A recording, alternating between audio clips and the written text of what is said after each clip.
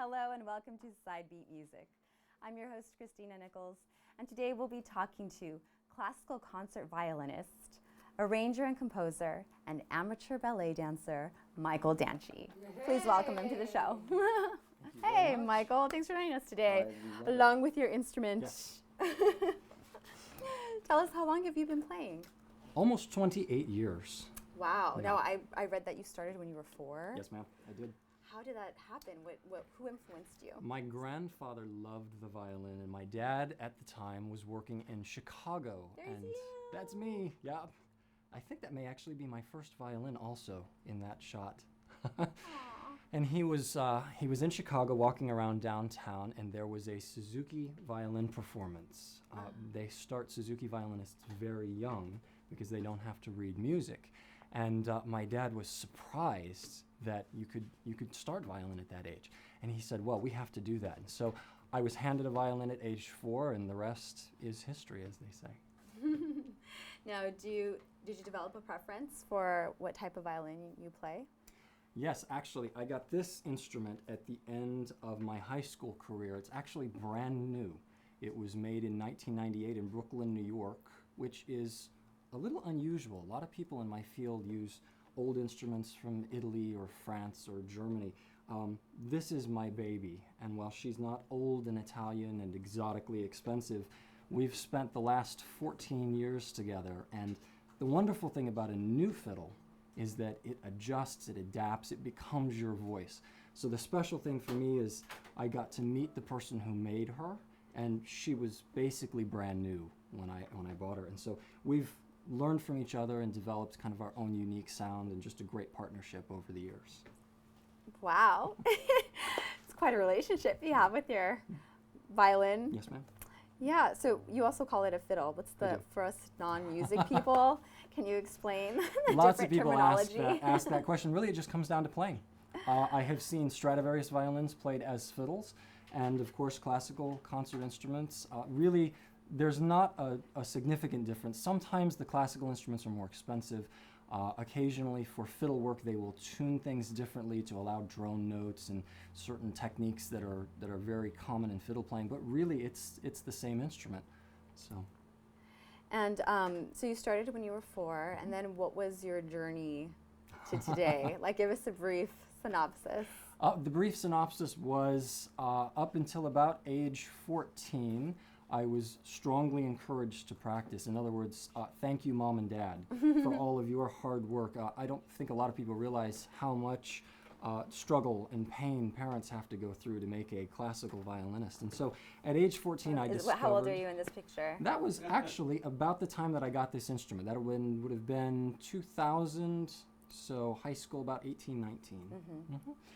And at age 14, I discovered Anna Sophie Mutter, the really incredible German concert solo violinist.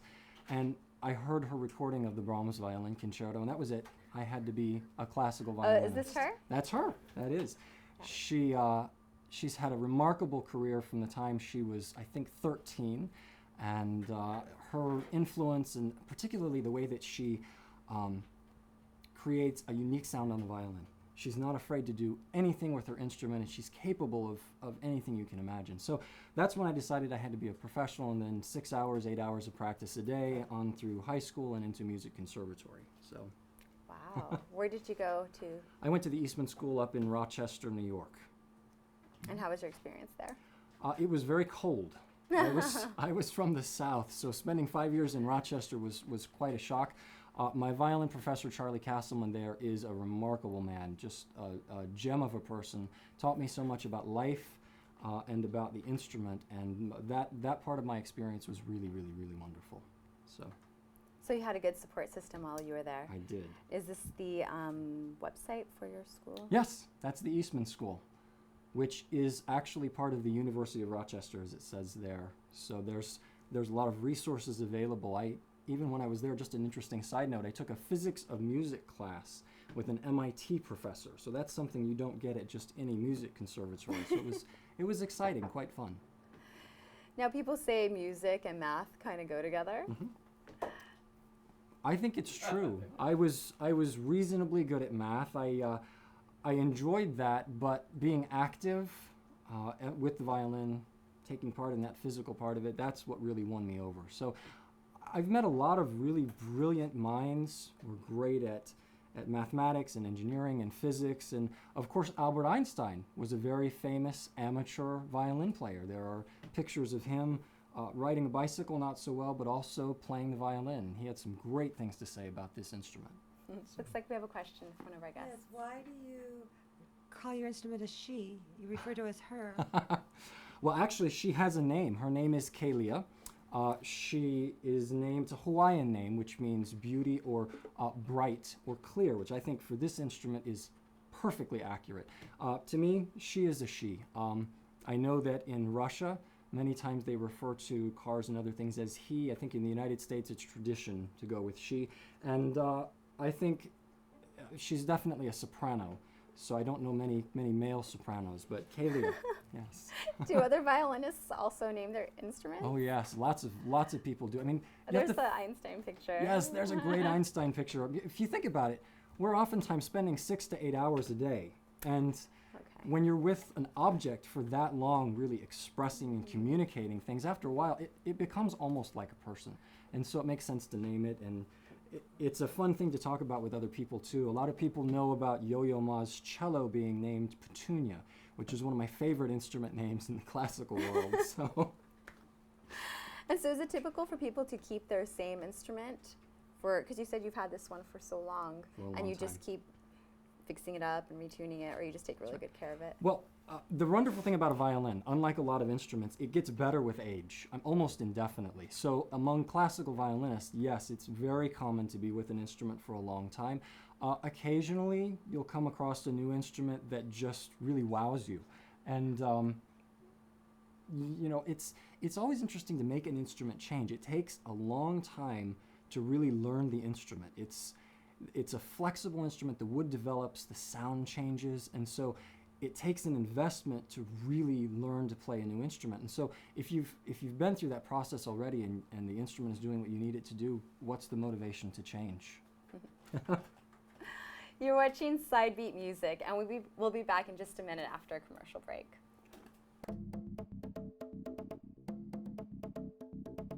The great thing about NNow Media is a one-stop shop. We are soup to nuts. We have writers, directors, producers, animators, motion graphics artists, editors, videographers, musicians, all under one roof. And we are a boutique creative house where we actually do the creative at much more affordable price and have the staff in-house to execute it professionally. My name is John Palacio. My name is Luz Montez. My name is Paul Robinson. I am Jesse Cervantes. I'm Curtis Peel. My name is Ben Joran.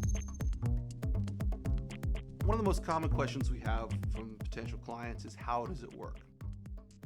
What happens when you engage NNow Media to create a video, a marketing campaign?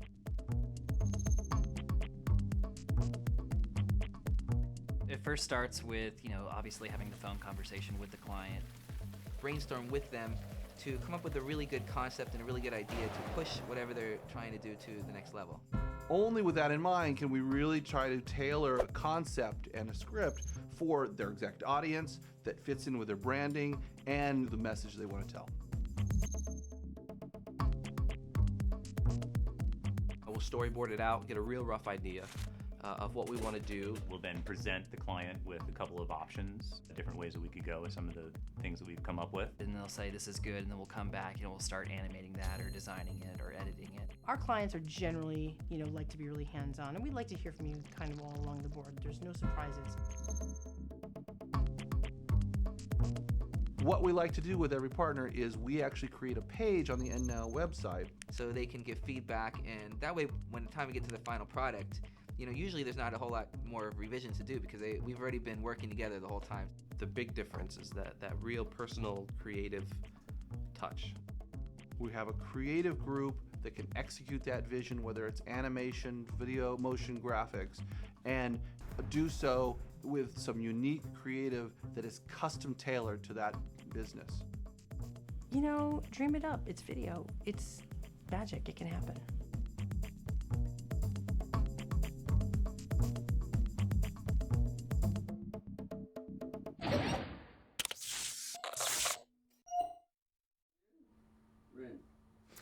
Hey Hey folks, so I'm just going to tell you a little bit about this piece. This first piece is by Bach, a very important person in the history of violin. He changed so many things about the technique and about what people really thought was possible. Even the famous composer Johannes Brahms was just amazed at what Bach could do on the instrument. So this piece is from his third sonata in C major for solo violin, and at the time it was very unusual to write things for solo violin, almost unheard of. Bach really created a whole genre. So this is just a portion of the Allegro, the final movement from his third sonata.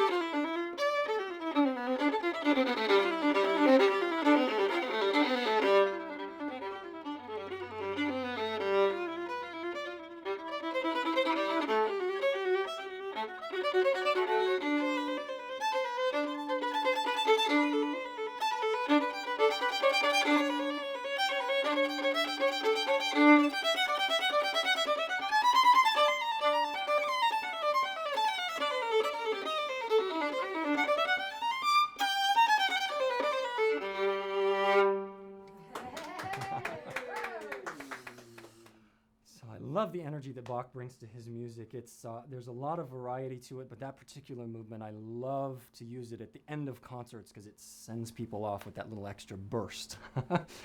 So the next piece I have is an arrangement. As we mentioned earlier, I do arranging, and this is an old folk song, American folk song called Shenandoah. It's one of my favorite melodies ever. Folk melodies are so direct and emotional, and they really get at something special. And I created a solo violin arrangement of this for a couple of special occasions. And while the song itself, the folk song itself, has a little bit of a melancholy twinge to it, I took the harmonies and pushed it even more in that direction. You'll notice that at a couple of points there are some pretty strong dissonances or things that you don't expect to hear from folk music or from normal classical arrangement in an older tradition. And I think it really just gives it a little bit of angst, maybe something that takes it from being a folk song to being a little bit more of a high art thing. And so I'm really excited about this arrangement. There's a copy of it on YouTube for anyone who enjoys this. And I think it's pretty unique. I've never heard this played quite like this. So, Shenandoah.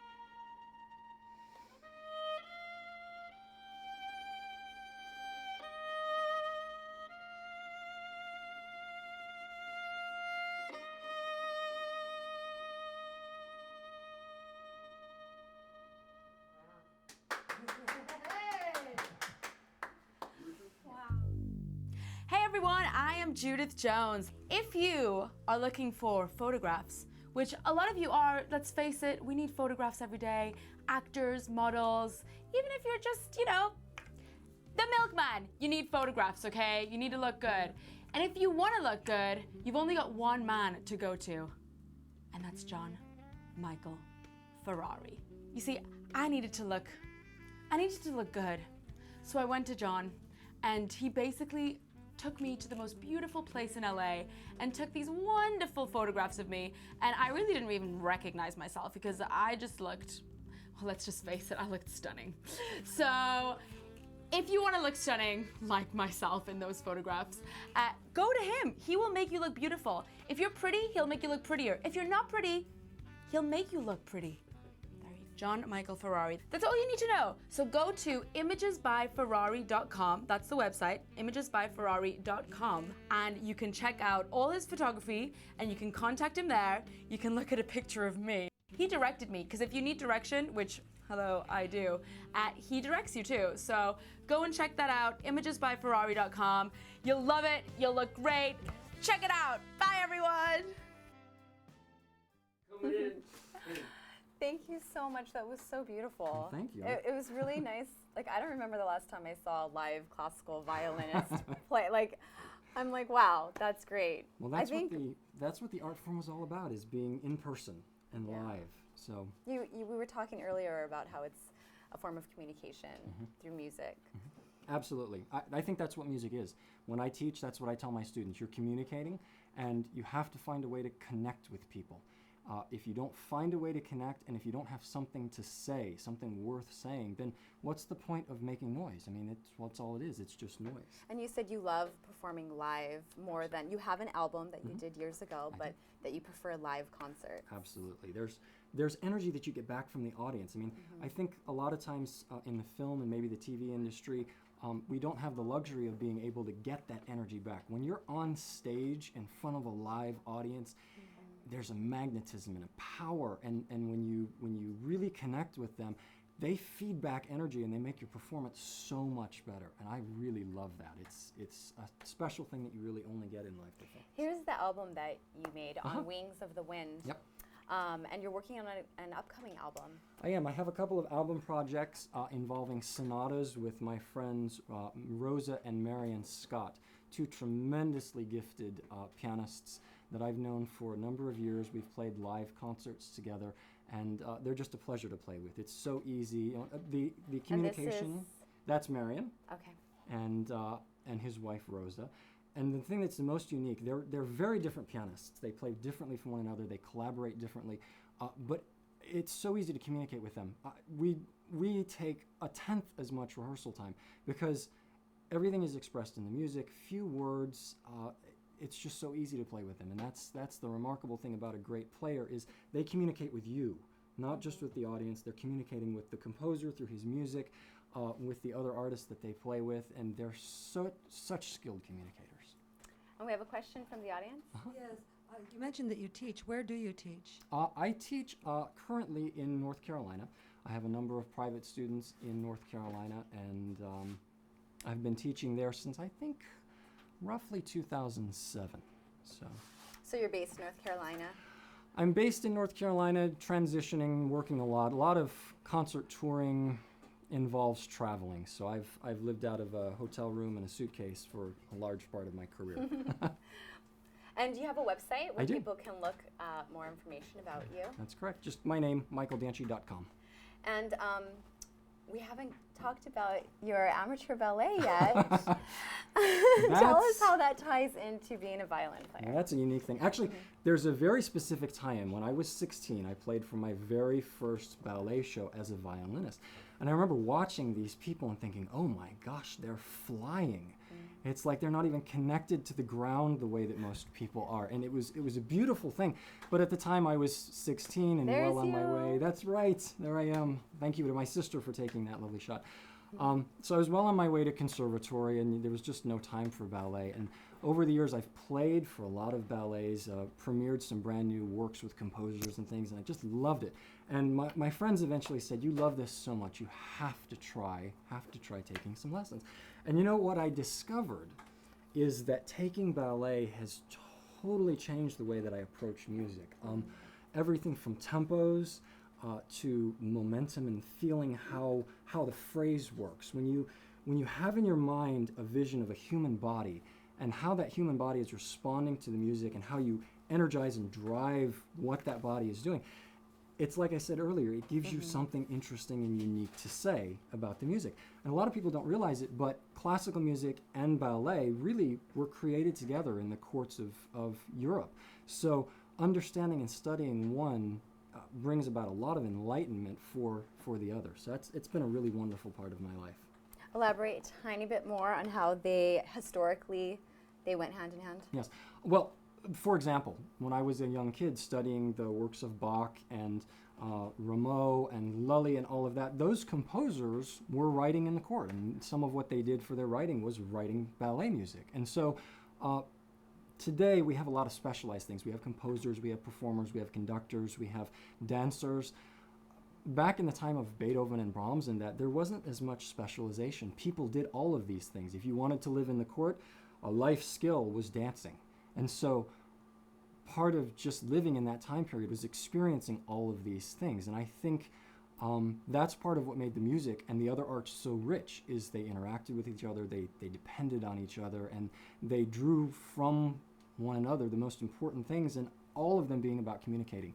What's human? What can I express to other people that they will understand and respond to? Well, you've managed to do a variety in your career as well, because as you're also a composer and an arranger. And do you have a preference, or you just love doing all of it? I'm really a player. I'm a violinist. I do write for my instrument and I do arrange for my instrument, but the reason for that in my case is when I find that I'm not able to find a piece that says what I want to say. And sometimes you just have to write. I mean, that's what Bach did, that's what Brahms did, that's what all these composers did. It's what created something new. Each person is different. That's part of the fun for me with working with a composer. Every time I play and work with a new composer or a new project, it's like discovering a whole new world. And I get to bring it to life, but it's more fun to have 2 people on a project or 3 people working on a project as opposed to doing all the work yourself. Now, in your upcoming album, what kind of music can we expect to see? Are there going to be original works, or what do you have in mind? Things on the program right now, I'm looking at doing probably some Beethoven or Brahms sonatas. Those are the things that I've performed with my pianist friends, and the recording process is so easy with them. So that's first up on the list. Fantastic. Now, for all of our viewers who want to keep in touch and hear about when your album is released and also your upcoming concerts, what are some of the websites that I can check out? The best place to go is my artist page, michaeldanchi.com. There are contact links on there to get in touch with me directly, and I'd love to hear from you. I am on Facebook as both a person and an artist, and I am on Twitter. I think, if I remember correctly, there are links to those things on the site. But again, it's about communication. I would love to hear from you personally. If you have any questions or I'll any make sure interests. to contact you. There's my website. Lovely. Oh, that's terrific. It's really beautiful. So we'll meet on Twitter. Awesome. It's a great place. Thank you so much for Thank you. joining us today. It was really wonderful having you, and wonderful to listen to your music. Yes. Can you please play another song for us as we depart? I'd love to. And thank you so much to all of our sponsors. And we'll be back in a moment with a word from our sponsors.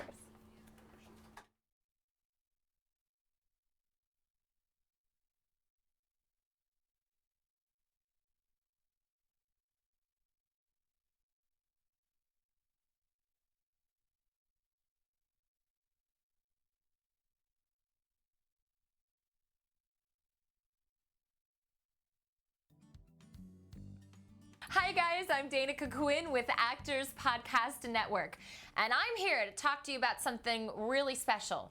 Treat your performing career, guys, as it should be treated, like a business, not a hobby. We want to let you guys know about the absolute best tool out there to assist you with running every single aspect of your performing career brilliantly.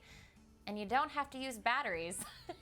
It's called Performer Track. With Performer Track, you can easily log, track, and manage all of your auditions, callbacks, bookings, income, expenses, contacts, appointments, classes, workshops, and more. Ooh, I'm out of breath, all in one spot. It's brilliant. Best of all, it's online, so you can use it on a Mac, on a PC, and any Internet Connect handheld device like an iPhone. Palm Pre, or Nexus 1. By the way, Performer Track ties all of your unique career information together and then breaks it down into easy-to-understand statistical reports for all of us blondes out there. Finally, you can discover what is or what is not working for you and your career. Get rid of wasted time, guys, energy, and money on the things that are not advancing your career, and only build upon your successes. Run a performing business, not a hobby. Learn more at performertrack.com. Join Performer Track and save $20 on your first year of membership.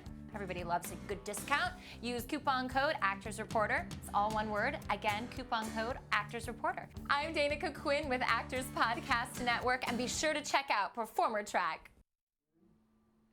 Hey folks, we're back. I have another piece for you, and actually, this is an original. When I found out that I had been invited to this interview, I thought it might be kind of fun to have something brand new, something never performed for anyone. So really, this is the first performance, and I'd like to dedicate it to my friend Richard Ross, who made this possible. Richard is a very good friend, and I think he would enjoy this piece. So it's an acronym, and it's really about my love of summer. I'm a Southern boy, and it's my favorite season. There's so many wonderful things to do that, and I love sunshine. So this piece really is about my love of the summer and sunshine.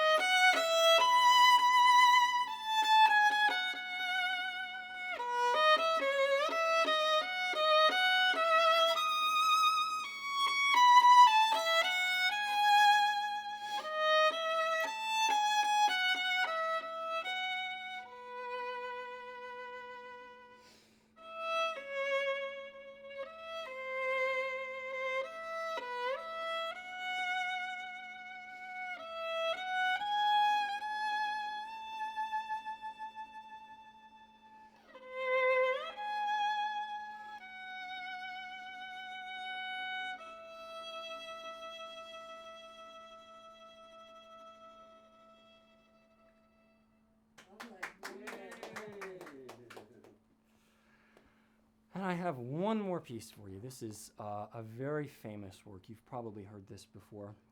It's from an opera, and it's the work of a composer from France, Jules Massenet. It's his meditation from the opera Thais.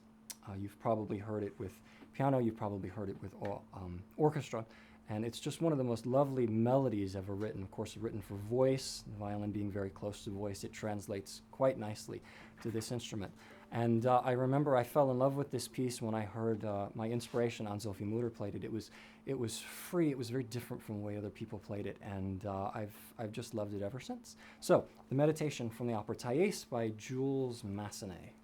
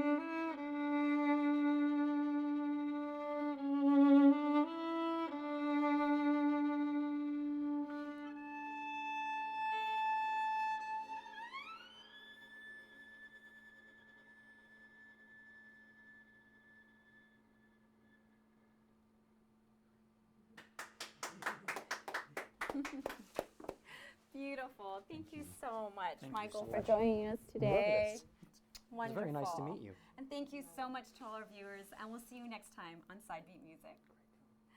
Thank you. Thank you. That was really good. beautiful. Thank you.